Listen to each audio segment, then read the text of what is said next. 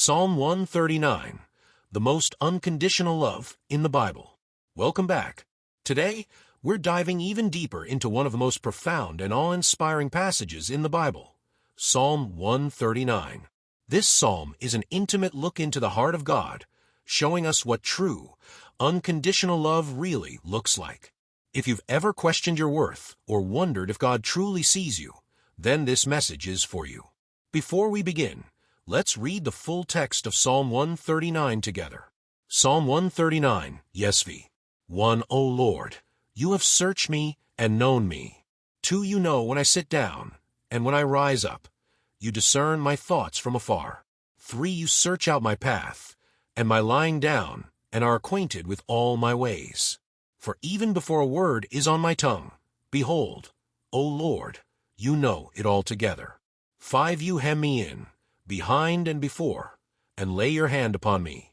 6. Such knowledge is too wonderful for me. It is high. I cannot attain it. 7. Where shall I go from your spirit? Or where shall I flee from your presence? 8. If I ascend to heaven, you are there. If I make my bed in Sheol, you are there. 9. If I take the wings of the morning and dwell in the uttermost parts of the sea. 10. Even there your hand shall lead me, and your right hand shall hold me. 11. If I say, surely the darkness shall cover me, and the light about me be night. 12. Even the darkness is not dark to you. The night is bright as the day, for darkness is as light with you. 13. For you formed my inward parts. You knitted me together in my mother's womb. 14. I praise you, for I am fearfully and wonderfully made. Wonderful are your works. My soul knows it very well. 15. My frame was not hidden from you, when I was being made in secret, intricately woven in the depths of the earth. 16. Your eyes saw my unformed substance. In your book were written, every one of them, the days that were formed for me, when as yet there was none of them. 17. How precious to me are your thoughts, O God! How vast is the sum of them! 18. If I would count them, they are more than the sand. I awake, and I am still with you. 19. Oh, that you would slay the wicked, O God! O men of blood, depart from me. 20. They speak against you with malicious intent. Your enemies take your name in vain. 21. Do I not hate those who hate you, O Lord? And do I not loathe those who rise up against you? 22. I hate them with complete hatred. I count them my enemies. 23. Search me, O God, and know my heart. Try me, and know my thoughts. 24. And see if there be any grievous way in me, and lead me in the way everlasting. Now let's break this down and explore what it tells us about God's unconditional love in greater depth. God knows you completely. Verses 1 to 6. Have you ever felt like no one truly understands you? Psalm 139 opens with a declaration that God has searched us and knows us completely. He knows everything about us, our actions, our thoughts, even the words we haven't spoken yet. God isn't just a distant observer. He is intimately aware of our entire being. Even when we struggle to understand ourselves, God already knows us and loves us anyway. Take a moment to reflect on this. What would change in your life if you truly believe that God knows you, inside and out, and still chooses to love you? God is always with you. Verses 7 to 12. David asks, where shall I go from your spirit? Or where shall I flee from your presence? The answer is clear, nowhere. Whether we are on the highest mountain or in the deepest pit, God is there. Even when we feel distant from Him, God remains near. This truth is a game changer in difficult seasons. No matter how far we feel from God, He has never left us. Even in the darkness, He sees us clearly and walks with us. Let's pause for a moment.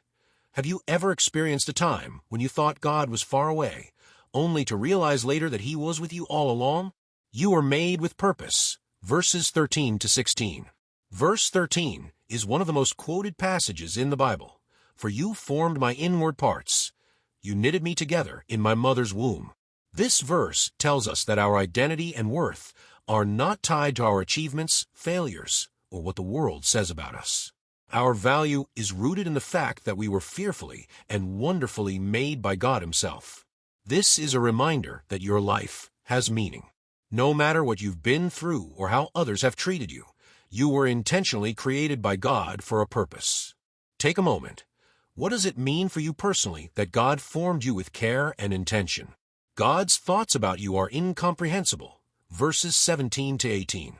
David exclaims, "How precious to me are your thoughts, O God! How vast is the sum of them!" Imagine this. God's thoughts about you are more numerous than the grains of sand. That's staggering. This means that God is constantly thinking about you, not in a passive way, but in an active, loving way. His attention is on you at every moment, and His plans for you are good. How does this impact your view of yourself and your worth? A prayer for God's guidance. Verses 23 to 24. Psalm 139 closes with a powerful prayer. "Search me, O God, and know my heart. Try me, and know my thoughts, and see if there be any grievous way in me, and lead me in the way everlasting." David invites God to examine his heart, exposing any wrong motives, fears, or doubts. This is an act of complete surrender. Are we willing to let God search our hearts and lead us? Conclusion. God's love is unwavering. Psalm 139 is a masterclass in belonging. It reassures us that we are fully known and still fully loved. God is with us at all times, even in the darkest moments. We are created with divine purpose. God's love and thoughts toward us are beyond comprehension. If you've ever felt unworthy or questioned whether God truly loves you, let Psalm 139 be your reminder that His love is unwavering, unconditional, and relentless. So, what do you think? How has Psalm 139 impacted your understanding of God's love? Let's continue this conversation in the comments. And if you're new here, consider subscribing for more in-depth videos on biblical themes. Thanks for watching, and I'll see you in the next one.